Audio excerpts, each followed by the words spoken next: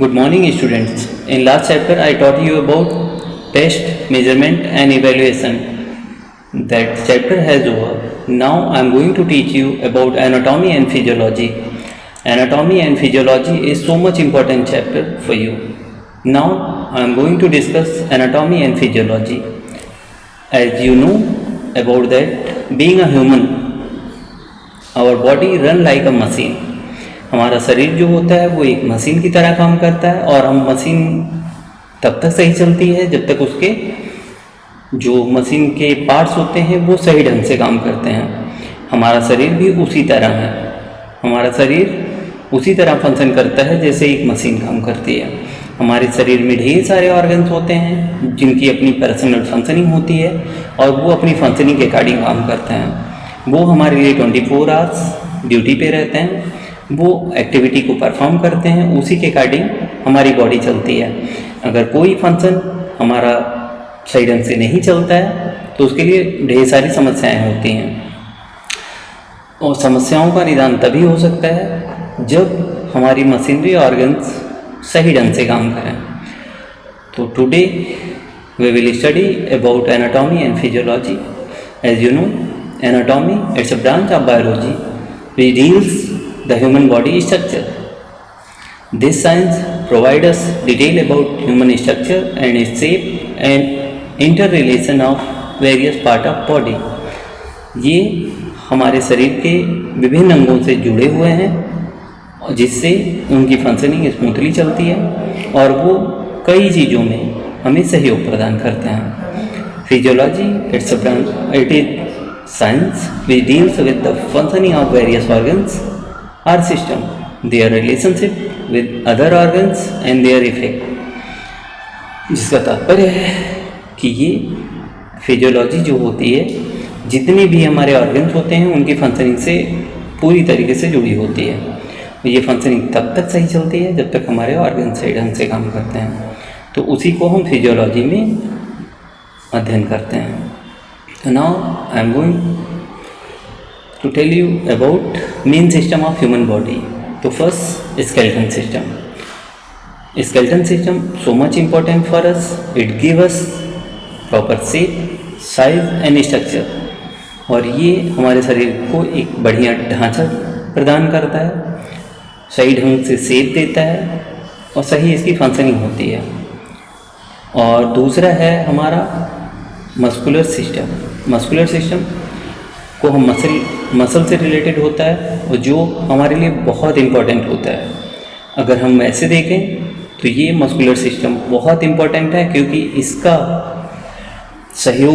इसके सहयोग के बिना हमारे शरीर के फंक्शन सब के सब डिस्टर्ब हो जाते हैं। इवन मसल्स 3 टाइप की होती हैं जिनमें वॉलेंट्री मसल होती हैं, इनवॉलेंट्री मसल होती है और कार्डियक मसल होती है। इन मसल्स की भूमिका ये होती है कि हमारे फंक्शनिंग में स्पेशली फ्लूइड मूवमेंट में इसका अहम योगदान होता है और ये हमारे शरीर के स्केलेटन सिस्टम को पूरी तरीके से कवर किए रहते हैं। ये दोनों एक दूसरे को से इंटर रिलेटेड होते हैं। स्केलेटन सिस्टम हमारी मसल्स को कवर करती है, प्रोटेक्ट करती है। मस्कुलर सिस्टम हमारे बोन्स को प्रोटेक्ट करता है। Now I am going to tell you about circulatory system. Circulatory system is also so much important.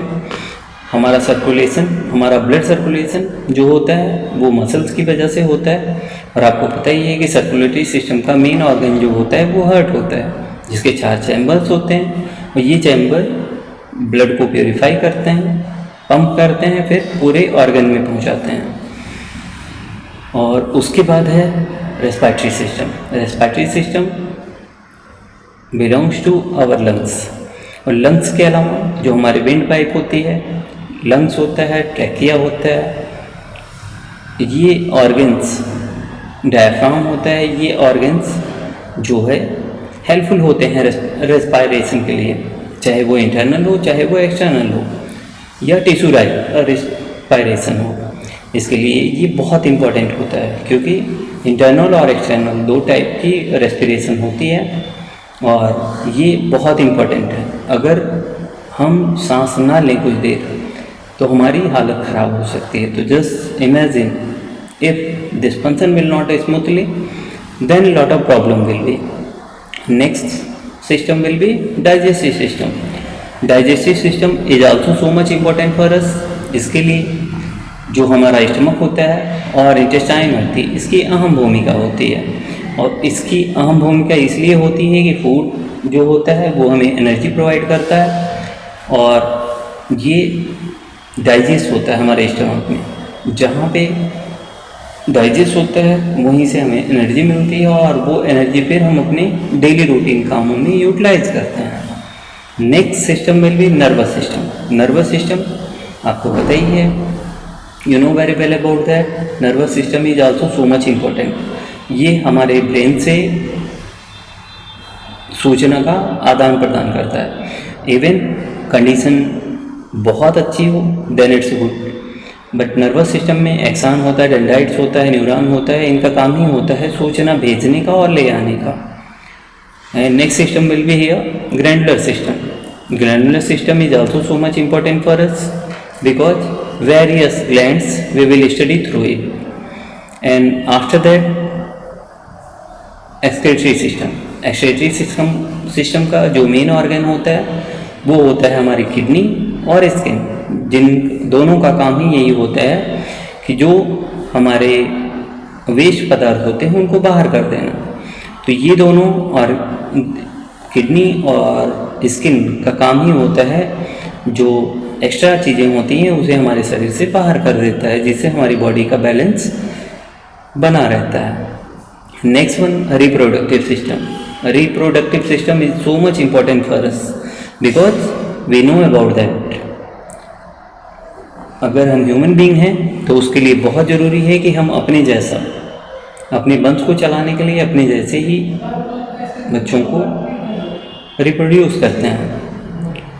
और ये चीज़ें बहुत इम्पॉर्टेंट है। All the functions plays important role in our body. और ये फंक्शंस की ही अहम भूमिका होती है कि हमें कोई प्रॉब्लम नहीं होती है। And after that we will perform our duty. And after that importance of physiology. Physiology का जो इम्पोर्टेंस है, फर्स्टली नॉलेज गेन। इसके थ्रू हम नॉलेज गेन करते हैं और वो नॉलेज हमारे लिए बेनिफिशियल होता है। अगर हम अपनी फंक्शनिंग के बारे में जानेंगे तो उससे रिलेटेड अगर कोई प्रॉब्लम होती है तो easily we can consult with doctor और we can solve our problem on our own. Second, understanding of body structure. हम अपनी बॉडी स्ट्रक्चर को आराम से समझते हैं जिससे उसका बेनिफिट हमें मिलता है।